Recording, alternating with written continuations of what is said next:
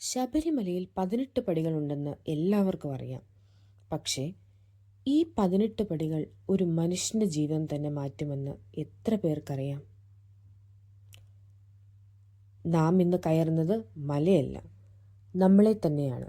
സ്വാമിയേ ശരണമയ്യപ്പ. ഈ 18 പടികൾ കയറുന്നതിന് മുൻപ് ഒരു മനുഷ്യൻ എങ്ങനെയായിരുന്നു? അവൻ്റെ ഉള്ളിൽ എന്തൊക്കെ ഉണ്ടായിരുന്നു? കോപം, അസൂയ, തെറ്റായ ശീലങ്ങൾ, വിശ്വാസക്കുറവ്, കുടുംബ പ്രശ്നങ്ങൾ.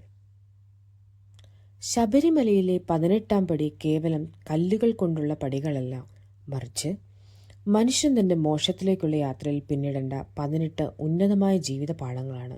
നമുക്ക് എന്തൊക്കെയാണെന്ന് നോക്കിയാലോ? പടികൾ 1 മുതൽ 5 വരെയുള്ളതിനെ പഞ്ചേന്ദ്രിയങ്ങൾ എന്നാണ് അറിയപ്പെടുന്നത്. നമ്മുടെ ശരീരത്തിൻ്റെ 5 വാതിലുകളെ നിയന്ത്രിക്കുക എന്നാണ് ആദ്യഘട്ടം. ഒന്നാമത്തേത് ശ്രവണം, അതായത് ചെവി. ലോകത്തിലെ ബഹളങ്ങൾക്കും കുറ്റപ്പെടുത്തലുകൾക്കും ചെവി കൊടുക്കാതെ ഉള്ളിലെ ഈശ്വര ചൈന്യത്തെ കേൾക്കാൻ പഠിക്കുക. ഇനി അടുത്തതായിട്ടുള്ളതാണ് ദർശനം, അതായത് കണ്ണ്. പുറമേയുള്ള സൗന്ദര്യത്തിനപ്പുറം എല്ലാവരിലും ഒരേ ആത്മാവിനെ കാണാൻ ശീലിക്കുക. വിവേചനമില്ലാത്ത നേട്ടമാണ് പ്രധാനം. അടുത്തതാണ് ഘ്രാണം, അതായത് മൂക്ക്. ശ്വാസത്തെ നിയന്ത്രിക്കുക, പ്രാണായാമം. ഓരോ ശ്വാസവും അയ്യപ്പനാമമാകണം. അടുത്ത പടിയിലെ ഒന്നാണ് രസനം, അതായത് നാവ്. നാവ് 2 കാര്യത്തിനാണ്. ഒന്ന്, ഭക്ഷണം കഴിക്കുവാനും സംസാരിക്കുവാനും. മിതാഹാരവും സത്യസന്ധമായ സംസാരവും പാലിക്കുക. ഇനി 5-ാമത്തെ പടിയിലൊന്നാണ് സ്പർശനം, ത്വക്ക്. ശാരീരിക സുഖങ്ങളോടുള്ള ആസക്തി വെടിയുക. തണുപ്പും ചൂടും കഷ്ടപ്പാടുകളും ഒരുപോലെ സ്വീകരിക്കാൻ പഠിക്കുക. ഇനി നമുക്ക് 6 മുതൽ 13 വരെയുള്ള പടികൾ നോക്കിയാലോ? അതിനെ അഷ്ടരാഗങ്ങളാണെന്നാണ് അറിയപ്പെടുന്നത്. മനുഷ്യൻ ഏറ്റവും കൂടുതൽ പരാജയപ്പെടുന്ന ഈ വികാരങ്ങൾക്കിടയിലാണ്. 6-ാമത്തെ പടിയിലൊന്നാണ് കാമം. ലൈംഗികത മാത്രമല്ല, അമിതമായ എന്തും നേടാനുള്ള ആർത്തിയാണ് കാമം. ഇത് നമ്മുടെ ബുദ്ധിയെ നശിപ്പിക്കുന്നു. അടുത്തത് 7-ാമത്തെ പടിയാണ് ക്രോധം. ദേഷ്യം വരുമ്പോൾ മനുഷ്യൻ മൃഗമാകുന്നു. ക്ഷമ ശീലിക്കുന്നവനെ അടുത്ത പടി ചവിട്ടാനാവുകയുള്ളൂ. അടുത്തത് 8-ാമത്തെ പടിയാണ് ലോഭം. തനിക്കുള്ളത് മറ്റൊരാൾക്ക് നൽകാനുള്ള മടി.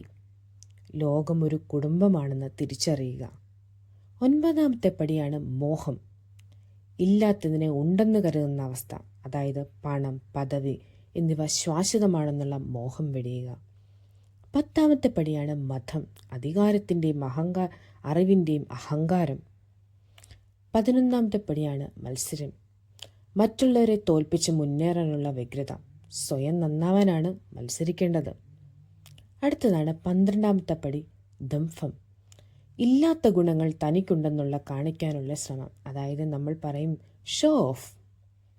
അടുത്ത 13-ാമത്തെ പടിയിലാണ് അസൂയ. മറ്റൊരാളുടെ സന്തോഷം കാണുമ്പോൾ ഉണ്ടാകുന്ന ഒരു വിഷമം. ഇത് മനസ്സിനെ വല്ലാതെ ഡിസ്റ്റർബ് ആക്കുന്നു. ഇനി അടുത്ത പടിയാണ് 14 മുതൽ 16 വരെയുള്ള പടി. എന്താണെന്ന് നോക്കാം. അതിനെ ത്രിഗുണങ്ങൾ എന്നാണ് അറിയപ്പെടുന്നത്. ഇത് പ്രകൃതി നിർമ്മിതമായ 3 ഭാവങ്ങളാണ്. 14-ാമത്തെ പടിയാണ് തമോ ഗുണം, അതായത് നമ്മുടെ മടി, അന്ധകാരം, ഉറക്കം, അലസത, ഭയം എന്നിവ തമോ ഗുണങ്ങളാണ്. ഇതിനെ മറികടക്കണം. അടുത്ത 15-ാമത്തെ പടി രാജോ ഗുണം, ആവേശം, കർമ്മം. എപ്പോഴും എന്തെങ്കിലും ചെയ്തുകൊണ്ടിരിക്കുക, പ്രശസ്തി ആഗ്രഹിക്കുക.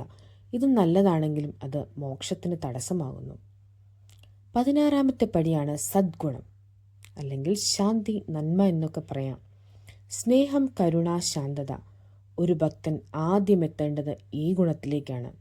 എന്നാൽ ഈശ്വരനിൽ ലയിക്കാൻ ഈ നന്മ എന്ന അഹങ്കാരവും നമ്മൾ ഉപേക്ഷിക്കണം. അടുത്ത നോക്കാം നമുക്ക് 17 മുതൽ 18 വരെയുള്ള പടികൾ. വിദ്യയും അവിദ്യയും. വിദ്യ പുസ്തകത്തിൽ നിന്നുള്ള അറിവല്ല, മറിച്ച് ഞാൻ ആരാണ് എന്ന തിരിച്ചറിവാണ് യഥാർത്ഥ വിദ്യ.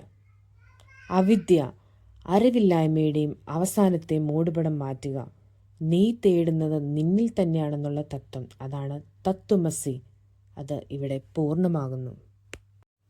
ഈ 18 പടികൾ കയറുമ്പോൾ നാം പഠിച്ചത് ഒരു ആചാരമല്ല, ഒരു ജീവിതമാർഗമാണ്. മലയിറങ്ങിപ്പോകുമ്പോൾ നമ്മൾ പഴയ ആളാവരുത്. വീട്ടിലെത്തിയാലും വ്രതത്തിലെ ശാന്തത നമ്മളിൽ തന്നെ നിലനിൽക്കണം. കോപം വന്നാൽ ഒരു പടി ഓർക്കൂ, അഹങ്കാരം വന്നാൽ മറ്റൊരു പടി ഓർക്കൂ. എല്ലാവരെയും ഒരേ കണ്ണോടുകൂടി കാണാൻ നമ്മളെ ഈ മലകയറ്റിൽ പഠിപ്പിച്ചു. ശബരിമല യാത്ര ഒരു സീസൺ യാത്രയല്ല. ഓഫീസിലായാലും വീട്ടിലായാലും സമൂഹത്തിലായാലും ഒരു അയ്യപ്പ ഭക്തൻ്റെ വാക്കുകൾ ശുദ്ധവും പ്രവൃത്തിയിൽ വിനയത്വവും കരുണയും ഉള്ളവനാകണം. ഈ വീഡിയോ കണ്ട അല്ലെങ്കിൽ ഈ ഓഡിയോ കേട്ട എല്ലാ ഭക്തർക്കും ജീവിതത്തിൽ ശാന്തതയുണ്ടാവട്ടെ, വീട്ടിൽ ഐക്യമുണ്ടാകട്ടെ, മനസ്സിൽ ഭയം മാറി വിശ്വാസം വളരട്ടെ. അയ്യപ്പൻ നിങ്ങളെ കൈവിടാതെ നടത്തട്ടെ. സ്വാമിയേ ശരണമയ്യപ്പ. ഈ യാത്ര നിങ്ങൾക്ക് മനസ്സിൽ തട്ടണമെങ്കിൽ ലൈക്ക് ചെയ്യൂ, ഷെയർ ചെയ്യൂ, കമൻറ്റ് ചെയ്യൂ, സബ്സ്ക്രൈബ് ചെയ്യൂ.